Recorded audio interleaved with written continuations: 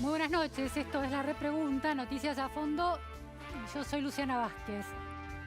En Santiago del Estero, desde hace años, una pareja política pudo desplegar impecablemente la arquitectura política que alguna vez imaginaron Néstor y Cristina Kirchner, pero no pudieron concretar. La arquitectura, esta idea de sucederse en el gobierno a lo largo de 5 mandatos, por ejemplo, en una seguidilla de mandatos y de gobiernos que parecen distintos, pero son el mismo. Me refiero, por supuesto, a Gerardo Zamora, el actual gobernador de la provincia, que ocupó ese cargo primero en 2005 y luego reelegido en 2013, cuando lo sucedió su esposa, Claudia Ledesma Abdala, hasta 2017. Ese año Zamora volvió a la gobernación y Ledesma Abdala fue elegida senadora. Hoy es la presidenta provisional del Senado. 4 mandatos de gobierno, 2005-2009, 2009-2013, 2013-2017, 2017-2021. Quizá 15 años de gestión en manos de un marido y su esposa, los Zamora Ledesma Abdala.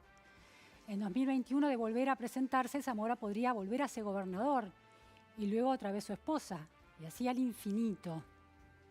En esa provincia de una hegemonía política absoluta, lo cual con todo el tiempo tuerce la cancha de derechos y de posibilidades de recambio de gobierno y de posibilidades de oposición real. En esa provincia acaba de suceder uno de los hechos más crueles que trajo la cuarentena. El caso Abigail Jiménez, la niña de 12 años, enferma de cáncer, que debió cruzar el límite a su provincia para volver a su casa en los brazos de su padre, 5 kilómetros. La policía santiagueña no le permitió entrar con su auto.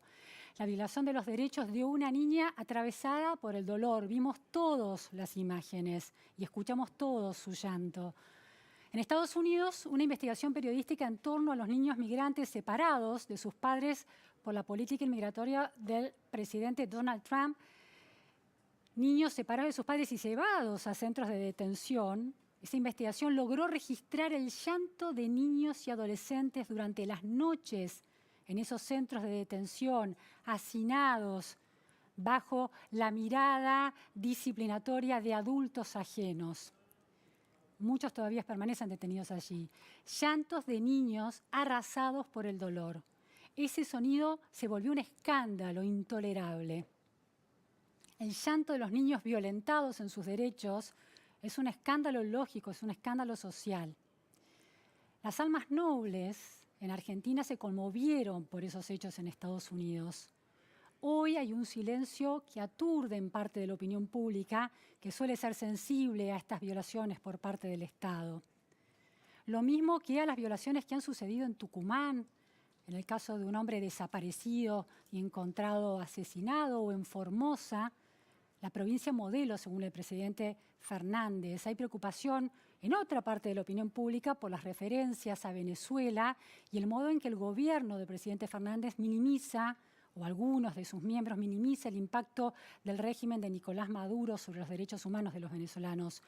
No es necesario extrapolar la preocupación por la calidad de la democracia que imagina el presidente hasta ese país, con las referencias a Formosa como provincia modelo, o al peso que figuras políticas como el gobernador de Tucumán, Juan Mansur, tienen también en el círculo de confianza del presidente, de Gildo Infran a los Zamora, pasando por la Tucumán de Juan Mansur. El peso que tienen esos hombres y esos territorios en el imaginario peronista, en la defensa que hace el gobierno de la democracia de esas provincias.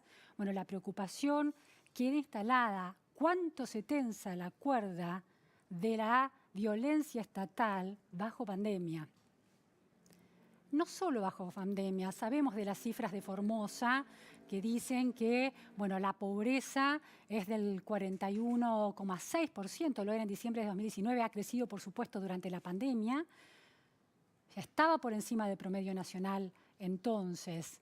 Ese empleo público que domina en la provincia, que está en manos del gobernador Infran, también confiriéndole un poder arbitrario, inclinando todo el tiempo la cancha electoral, que según el presidente, la reelección de estos gobernadores desde hace décadas tiene que ver con buenas gestiones de gobiernos, sin considerar que todos los poderes del Estado están en sus manos y condicionan la vida social y política y el disciplinamiento de esas sociedades subnacionales, provinciales. Las cifras de Tucumán, por ejemplo, en relación a los embarazos adolescentes, es una de las provincias récords. Las cifras en Santiago del Estero también son récords en relación a los embarazos adolescentes. Un conglomerado de violaciones a derechos humanos que en la pandemia encuentran nuevas tipologías. Podemos avanzar en este argumento. ¿Qué pasa en la pandemia con la violación de los derechos humanos? Se habla de derechos de quinta, sexta generación, alcanzando a los animales, alcanzando también a las máquinas y a las computadoras, a los híbridos que pueden surgir en el futuro. En la Argentina no están garantizados los derechos de primera, segunda y tercera. La pandemia, las democracias, el transcurrir de las democracias ha traído nuevos derechos, nuevas generaciones de derechos. La Argentina, bajo pandemia, ha generado nuevas violaciones a los derechos humanos. Pero duele no escuchar a los organismos de derechos humanos reclamando por vidas condicionadas, vidas de menores de edad. Una joven, una niña de 12 años, en este caso enferma de cáncer, que venía a hacer su tratamiento oncológico, dolorida, llorando bajo el calor de esa siesta santiagueña rodeada de insectos. Una mujer de 36 años, Solange Muse, que murió sin poder reencontrarse con su padre porque no pudo atravesar el límite de la provincia de Córdoba. Un joven que quiso reencontrarse con su hija en Formosa, cruzó el río Bermejo y murió ahogado. 7.500 personas que permanecían fuera de la Formosa ejemplar de Gildo Infran, de acuerdo con los dichos del presidente, y la Corte Suprema, en un fallo en el que los 5 miembros coincidieron mayoritario, es difícil conseguir la mayoría absoluta en la Corte, le dio 15 días al gobernador Infran para que esos formoseños o esos residentes en Formosa puedan volver. La escuela cerrada en Argentina, o el eufemismo de que la escuela está funcionando porque hay clases por Zoom.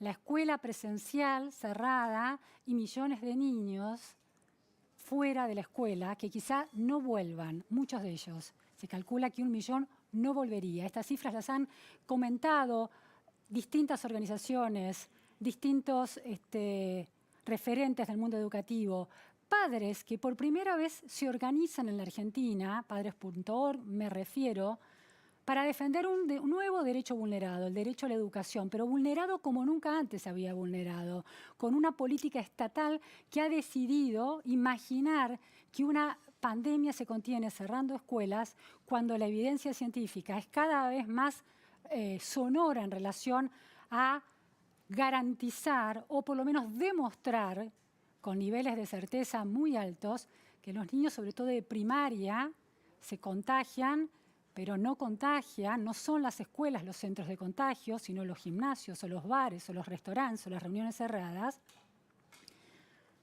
Y sin embargo, las escuelas siguen cerradas.